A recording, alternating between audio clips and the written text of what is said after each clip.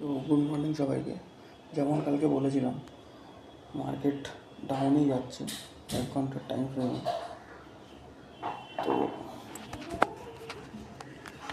এখন অবধি রেট কাট হয়নি, অক্টোবরে একটা রেট কাট হবে, তারপরে মার্কেটে রিকভারি আসবে। এখন মার্কেট এই অবধি, এখানে যারা স্পটে কিনতে যায় তারা এই লেভেলে কিনতে পারে। মার্কেট 1,20,000 যাওয়ার চান্স আছে বিটকয়েন। তো যারা স্পটে কিনবে লং টার্মের জন্য তারা এই টাইমে কিনতে পারে।